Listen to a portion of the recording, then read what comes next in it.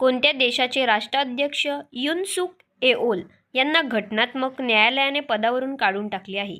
दक्षिण कोरिया या देशाचे राष्ट्राध्यक्ष युन सुक येओल यांना घटनात्मक न्यायालयाने पदावरून काढून टाकले आहे. कोणते ठिकाण तिकीट विक्रीतून सर्वाधिक कमाई करणारे ASI संरक्षित स्मारक ठरले आहे?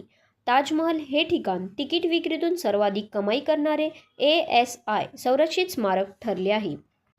सरकारने जाहीर केलेल्या आकडेवारीनुसार मागील 5 वर्षात ताजमहलाने सर्वाधिक किती कोटी रुपयांचा महसूल मिळवला आहे?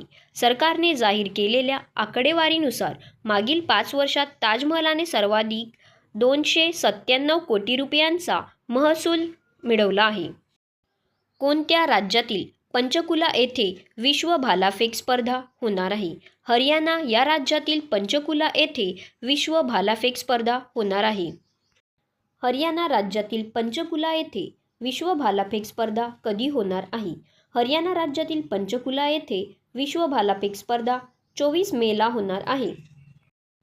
राष्ट्रीय महिला व पुरुष खो खो स्पर्धा 2025 कोणत्या राज्यात पार पडली आहे?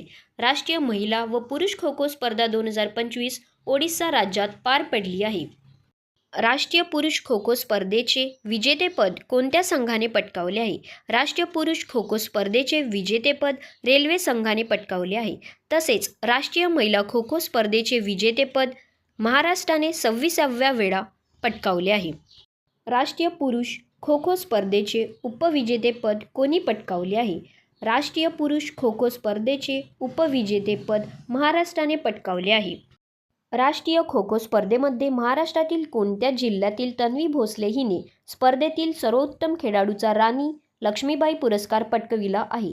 राष्ट्रीय खो खो स्पर्धेमध्ये महाराष्ट्रातील धाराशिव जिल्ह्याची तन्वी भोसले हिने स्पर्धेतील सर्वोत्तम खेळाडूचा राणी लक्ष्मीबाई पुरस्कार पटकाविला आहे.